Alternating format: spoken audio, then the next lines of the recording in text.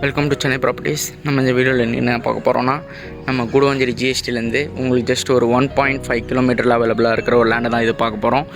இந்த லேண்ட் வந்து எங்கே இருக்குதுன்னு பார்த்தீங்கன்னா, நம்ம கரெக்டாக ஐஸ்வர்யா நகர் சொல்கிற ஒரு லேஅவுட்டில் தான் நம்ம அவைலபிளாக இருக்கும். இது வந்து பார்த்திங்கன்னா கிளியர் டைட்டில் டிடிசிபி அப்ரூவ்டு உங்களுக்கு.